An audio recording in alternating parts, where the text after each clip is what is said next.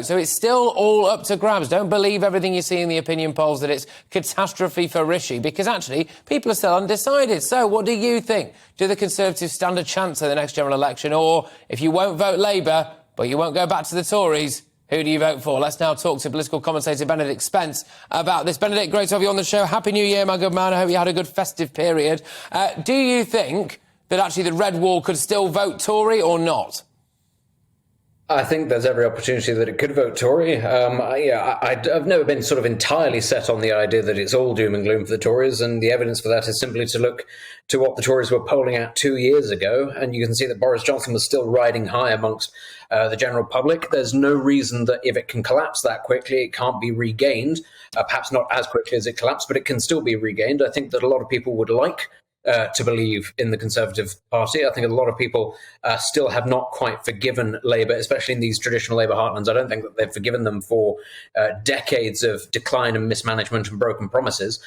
Just because there's been sort of a subsequent period of decline and mismanagement and broken promises from the Tories, I don't think means that people have completely been won over by Keir Starmer. I think there's a lot of residual memory around Jeremy Corbyn. I think that they can still see certain figures who were quite prominent during the Corbyn years still at the front and centre of Labour Party politics. Ultimately, also, Keir Starmer isn't actually offering anything particularly barnstormingly new. He's offering this sort of quiet continuity, business as usual, but a little bit more sensible. I'm not sure that that's the bold vision that people voted for Boris Johnson in 2019. And I don't think it's necessarily enough for them to sway away from the Tories, especially if Rishi Sunak in the next 2 years can come up with some bold ideas. No, I think you're absolutely right. This country does need a bold vision because there are numerous different crises on the boil, as it were, and we do need someone who's not just a continuity candidate. Benedict, stay there, because I'm going to bring in William Atkinson, assistant editor of Conservative Home now. Now, William, I thought it was fascinating that Lee Anderson apparently was the top pick for the Conservative voters when it came to their MP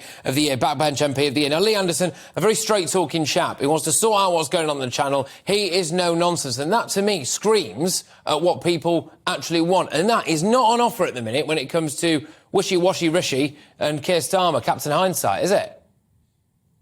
I would disagree. I think what we did with that poll was allow people who are part of our members panel to actually nominate an MP of their own choice rather than provide them with a sort of pre-picked selection that we would have chosen.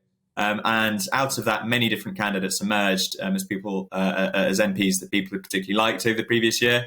And Lee Anderson happened to take the most votes out of those, but it was a relatively wide field. And I think also, as you were saying earlier when you were touching upon the crisis in the Channel, Rishi Sunak has already outlined a series of policies to try and deal with the crisis. I think more are going to come in the next few weeks, and we could probably expect a big speech on it at some point.